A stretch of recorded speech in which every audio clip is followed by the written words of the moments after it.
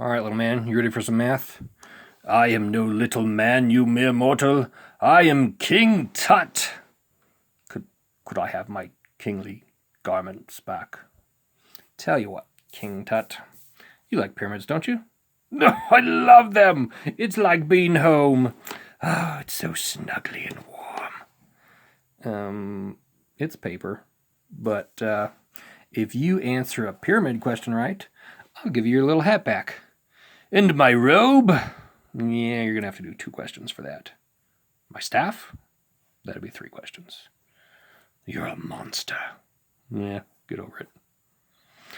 The net of a square pyramid. This isn't a net. You can't catch fish in this. That's ridiculous. Okay. Your English is surprisingly good for an ancient Egyptian.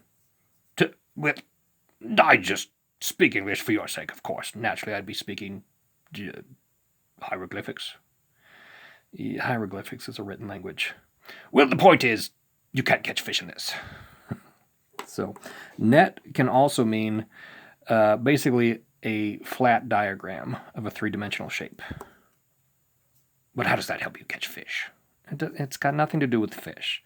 It's a net, just like a bear that you run away from in the forest is totally different than a bear that you know what, that's a terrible analogy. You should never run from a bear.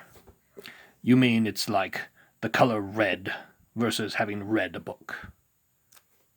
We'll go with that, yes. This is why I don't teach English. Okay, so a net, it's like a little map. But the real shape has 3 dimensions, and the map only has 2 dimensions. Right, so any of these intersecting lines where 2 shapes come together, you would essentially, if you were to cut it out, you could fold it there and make a pyramid. That sounds lovely. Let's do it. Where are the scissors? Well, no, we got to think about scissors here. I don't let the toys touch the scissors. That seems a little diabolical. Why wouldn't you let the toys touch scissors? It's a long story. Has to do with a crab. We're not going to get into it. Fine. Anyway, it's a pyramid, and it's the best pyramid, and we love the pyramids. Just read the words. What is the total surface area of the pyramid in square feet? I have no idea what that means. Okay. Have you ever had to paint your pyramid before? The inside or the outside? The outside. Yeah. Okay. If you were going to paint it, I wouldn't paint it. Why would I paint a pyramid? It's supposed to be dirt-colored. It's already dirt-colored. You make it out of dirt. Well, I mean, technically you make it out of bricks, but the bricks are... All right. Let's say you wanted to wash the pyramid. Seems a bit superfluous, doesn't it? I don't know. How about this? Let's say somebody wanted to paint a giant mural of you on the outside of the pyramid. That does sound like a lovely idea. Okay, how would we do it? Well, we'd need to know how much paint it would take to cover every one of the pyramid surfaces. So, we got the side, the side, the side, the side, and the bottom. You can't paint the bottom of a pyramid. It's in the sand. Well, I thought you were like a super cool dude, King. But of course I am. So don't you want a floating pyramid? Like in the sky? Yes. Brilliant. Paint the bottom. Okay. This is the biggest number, and my pyramid's the best, so it's got to be this one. Yeah, nice try. We need to find the area of all 5 of the faces. They've only got 1 face. Okay, yes, it's a lovely face. No, thank you. But not what we're talking about. Remember how net had nothing to do with fish? Only vaguely. Ugh.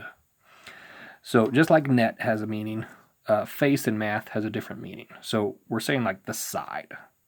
Okay, so if this is the actual pyramid, and we're going to color it all in, and then we're going to cut it out and fold it up, I need to color the triangle, the triangle, the triangle, the triangle, and the square. Each of those shapes that's going to be folded into the side of a shape, into the side of a figure. Yep, okay, that makes more sense. Each of those is called a face. So now what? So now we have to find the area of this triangle and this square. What about this triangle, this triangle, and this triangle? Well, thankfully, the square pyramid means that once I find this triangle, the other are going to match. Well, get on with it. You don't know the pyramid formula? Well, of course I do, but I'm the king and I want you to do it. Sounds awfully suspicious. I don't think you know it. Of course I know it. I know everything. All right. The area of a triangle is 1/2 the base of the triangle times the height of the triangle. Brilliant. Okay, so it must be G, because it's the biggest. We have to use actual numbers for this. Well, then you better do that. Yeah. So the base here is this side right here. And I know it's the base because the height always has to travel from one side at a right angle to the tip of the pyramid, or the triangle. Well, is it a pyramid or a triangle? We're talking about just the triangle for a moment. So here. The pyramid is obviously going to be sand-colored, right? Of course, all pyramids are sand-colored. Okay, so this blue triangle is not a pyramid.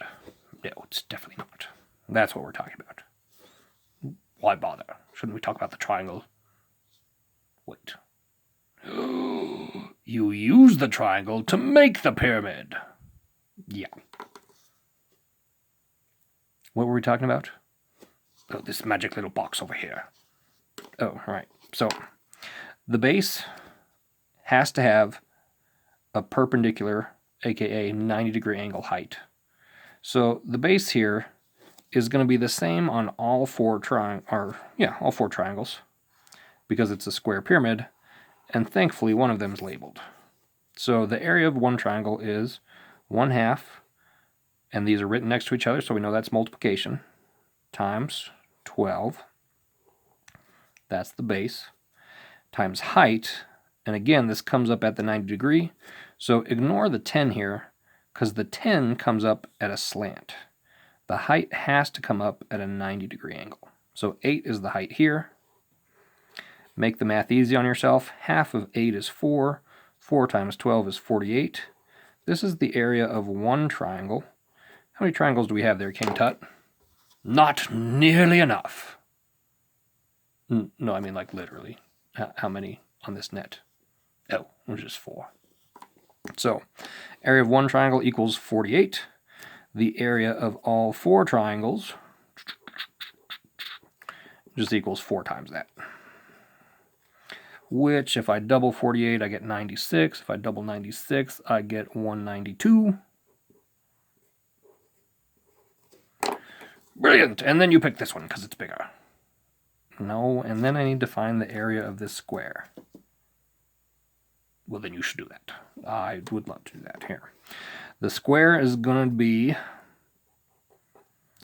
side squared. Just the side times another side. And that's going to be 12 times 12, which is going to be 144. And so all four of those triangles together, plus the square, is going to be 6, 3, carry the 1, 336 feet squared. And as I was saying, the answer to this one is 336. Here, give me this. 336 feet squared. All right, give me my hat back. I'm not 100% sure you earned it. I am the king. I've earned everything. All right, here. You read this next one while I get your hat. Okay. The net of a rectangular prism and its dimensions are shown in the diagram. Wait a minute. This one's not a pyramid. Oh, sad for you. I guess you don't want your cloak back anymore, do you? Here's your hat. I very much want my cloak back. I'll do this no matter what ridiculous shape it is. All right, get to it then. What's the total surface area of the rectangular prism in square inches? Well, you just have to find it and write it down, and it's going to be this one because it's the biggest. It's not always the biggest. Of course it's always the biggest. Why wouldn't it be the biggest? It's always the biggest. It wasn't the biggest on that one. Well, that was a trap. Well, this one's also a trap. Aha! I knew it! No wonder it's not a pyramid. Pyramids are my friend. These shapes, these are traps. All right. Do you know the area formula for rectangle? Well, obviously it's just this thing times that thing. That's not bad, King Tut. How'd you know that? Well, because a square is just a rectangle that's not stretched out, so you did side times side on the square, you do side times side on the rectangle. That is absolutely right. A lot of times we'll call this the base, the longer side, and we'll call this the height. It doesn't even have to be the longer side. If they're stacked like this, the horizontal looking side we'll call the base, the vertical side we'll call the height. So there's that. And here, wait a minute. You know what I'm thinking? That you should just give me my cloak and not waste my time with your ridiculous math problems? No, that's not what I was thinking. I was thinking, instead of treating this as 6 separate rectangles, let's just treat it as 3 separate rectangles. But I can see 6. Well, only if you look. What if I did this? Well, then there's still 6. You just put 2 of them together. Exactly. And since I'm just putting things together...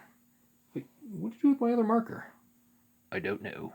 But I'd be happy to trade you for the cloak. Never mind. Blue's fine. We'll put all 3 of these together. And this one by itself. This one doesn't have a label. Well, it doesn't need a label, because when I fold it, this side is going to fold upwards, this side is going to fold upwards, this and this are going to match. So that's 11.5. I see. And since that's 11.5, this is 11.5, this is 11.5. What? You're just making things up now. No, really, look. The rectangles opposite from each other are going to match. So if I fold this whole thing up like a box, this is going to be the top, and this is going to be the bottom, and so those are totally going to match. Fair enough. So 7.5 is the base. The height here is 11.5 plus 11.5, so 23, plus 3, 26. And that's going to cover this whole entire rectangle here. This one's going to be 3 times 11.5. And this one is going to be, I put these two together, so 7.5 plus 11.5, that's 19 times 3. So I've got 3 multiplication problems. I add those up, and I'll get my answer. You mean I'll get your answer so that I can have my cloak. 3 times 9, that's a 7. Carry the 2. 3 times 1 with a 2, that's 57. It's not even a choice. You're not even done yet. You got 3. Oh, right, I do that. 6 times 5 is 30. Carry the 3. 6 times 4 is 42. With 3, that's 45. I'm done with the 6, so I'm done with this. Cross it out so you don't think it's a 1. I know how you strange people are. 2 times 5 is 10. Carry the 1. 2 times 7 is 14. With 15, there's 0, 5, 9, 1, 1 after the decimal. Oh, right, I'm going to add that to this, so I'll put it over here. And this is just going to be 15, and let me put it down here. 15, carry the 1, 3 times 1 with a 4, 3 times 3, and 34.5. So, obviously, this one's wrong, and this one's wrong. How'd you know that? Well, this has a decimal and then a 5, and these have a decimal and not a 5. Makes sense. And then 4 plus 5 is 9, plus 7 is 16, and we're done. You're done. You didn't even finish adding. Why would I waste my time adding all these numbers when there's a ones place that matches a ones place on the only possible problem? Alright. I like it. That'll work. Get your cloak back while you read another problem. Another problem? This is... it's kind of like a pyramid. It is kind of like a pyramid. Alright, you read that to me. Okay. The net of a triangular prism. A prism? Doesn't say pyramid. Sorry, pal. Yeah, I'm disgusted by you. Well, Be disgusted while you read. Use the ruler provided to measure the dimensions of the net to the nearest half centimeter. I don't have a ruler. Okay, well, what if you did have a ruler? Well, then obviously I would measure these. So I should find you a ruler? No. I am the best ruler. You need no other ruler than me. I'm going to go out on a limb and say that's not true for math. Fine. You give me my cloak and then go get a ruler. All right. All right, a ruler for me. And a cape for me. I thought you said it was cloak. Well, it's robes, actually, but that's not important here. We measure this, and from there it's 9.5 centimeters. Okay. Where's that marker? I don't know. You had it last. 9.5 centimeters.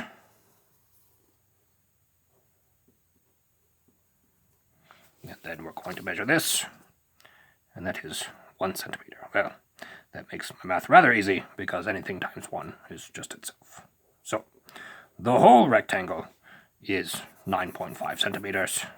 Give me that ruler again. And we have to measure the base. Well, how'd you know which side was the base?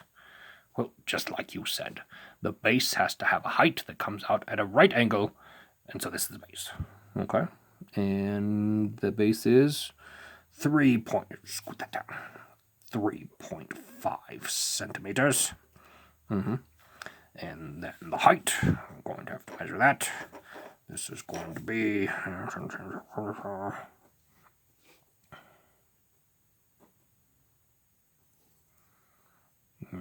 approximately 2.5 centimeters.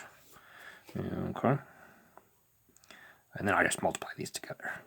Actually, the formula says you take 1/2 times both of those. Well, the formula is ridiculous because I don't have one triangle, I have 2 triangles. So if I take half of 2, it'd obviously just be 1, and I don't need either of those. Ew. Well, that's a good point. So you're telling me that the area formula for 2 identical triangles is just plain base times height, no half needed. Of course, because each triangle is a half, and if you have 2 halves and you put them together, you have the whole thing. All right, go for it. Let me see, 5 times 5, that's 25, carry the 2, 5 times 3 is 15, plus the 2 is 17, done with the 5, done with that spot, and 2 times that is 10, carry the 7, 10.